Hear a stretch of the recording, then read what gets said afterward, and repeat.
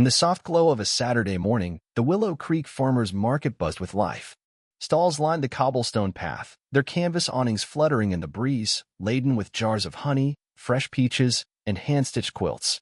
The air carried the scent of warm bread from the bakery across the street and the chatter of neighbors catching up.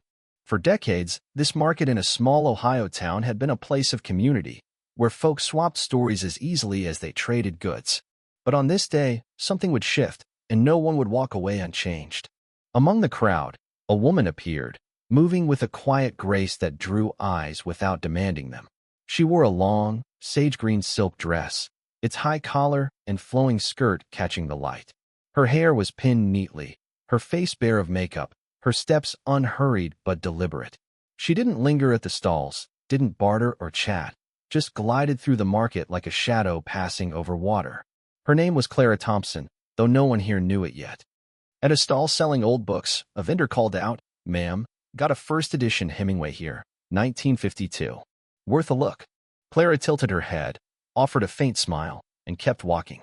Her silence wasn't ruddy, it was calm, the kind that comes from someone who doesn't need to explain themselves. But in a place like Willow Creek, where everyone knew everyone, her presence stirred whispers. "Who's she?" a man muttered, nudging his friend. "Dressed like that, probably some city type," came the reply, laced with a smirk. A woman at the vegetable stand glanced over, her lips pursed, and said to no one in particular, "Folks like her don't stick around long." Clara paused near a faded map posted on a wooden board, her finger tracing the name of a long-closed community center. A fruit vendor, a burly man named Jack Carter, leaned over his crates of apples and called out, "What's under that fancy dress, huh?" "Hiding something." His voice wasn't loud, but it carried, slicing through the market's hum. A few people chuckled nervously. Clara didn't turn, didn't flinch, but the air grew taut. Jack grinned, wiping his hands on his apron. "Just a skin. Silk's meant to be looked at, ain't it?" No one spoke up. Shopper shuffled, eyes darting away. A teenage girl at a nearby stall pulled out her phone, not to record, but to avoid the moment. And then, from the market's edge, came the sharp click of boots on pavement. Two police officers approached Tom Reynolds, tall and grizzled, sunglasses perched on his nose, and his younger partner, Nate Ellis, trailing half a step behind. Their steps were steady, deliberate, parting the crowd like a blade through cloth. As Tom's boot splashed in a puddle, a speck of mud flicked onto Clara's dress, staining the hem. She turned, and their eyes met. Tom's gaze slid from her hair to the damp silk, not with curiosity, but with something heavier, like he was sizing up a prize. Clara looked back, her expression steady, neither defiant nor retreating. Nate glanced at the map behind her, pretending not to notice the crowd's growing attention. Jack, the fruit vendor, ducked behind his stall, suddenly absorbed in rearranging his apples. The market wasn't a market, Anna Maria, it was a stage, and everyone was waiting to see what would happen next. Tom stepped closer, blocking Clara's path.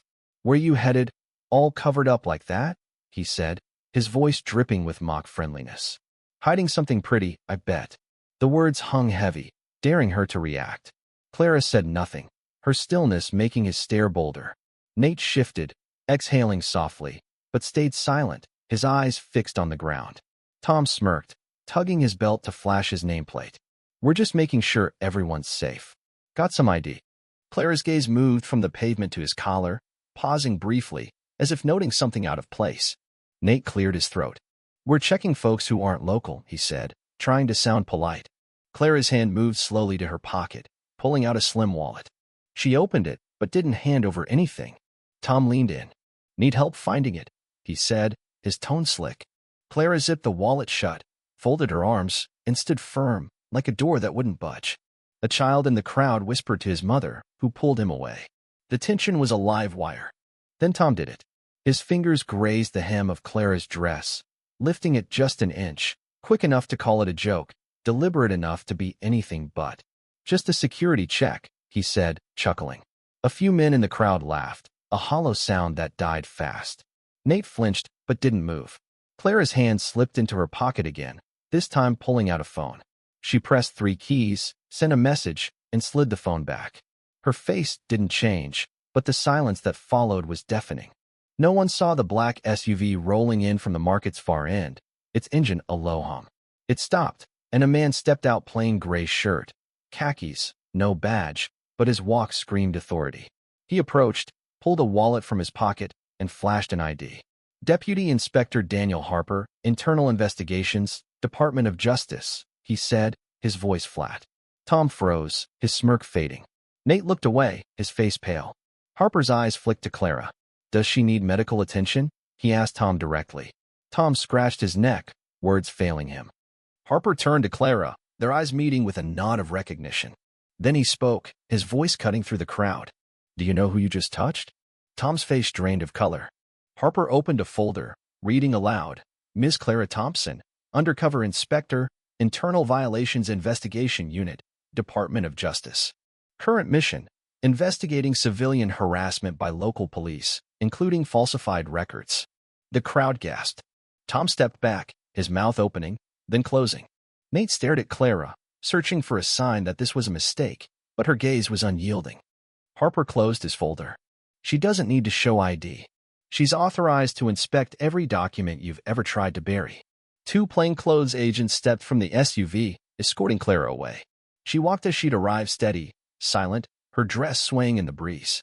The crowd parted, some filming, others looking away, shame creeping into their faces. Harper lingered, his phone aimed at Tom's hand, where a faint smudge of lipstick from Clara's dress clung to his fingers. The photo was evidence, undeniable.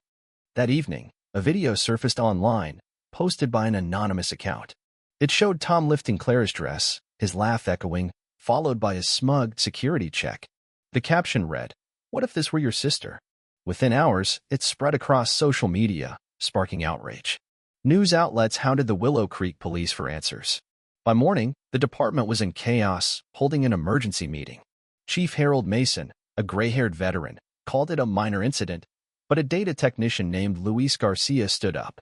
Tom's done this before, he said, listing 3 prior cases unreported, buried. The room fell silent. An administrative clerk, Sarah Brooks, placed a worn folder on the table. This is from 2018, she said. A janitor was touched during a bag check. No follow-up. Officer named? Tom Reynolds. The truth unraveled. Clara returned to the station, requesting all locked case files. She uncovered dozens of ghost reports, complaints tagged as unverified, erased from the system. One described a woman touched at a bus stop, another a teenager forced to unbutton her shirt. Clara circled a case number in red. A 21-year-old, found dead, suspected suicide, linked to Tom's shift. The investigation widened. A Christmas party video emerged, showing Tom yanking a female officer's dress, laughing as colleagues cheered. The officer, Emily Carter, posted online, "I remember that night." No one stopped him. For others came forward, their stories echoing Clara's. A young officer, Mia Larson, spoke at a conference, admitting she'd once turned away from misconduct. "I'm sorry," she said, her voice breaking.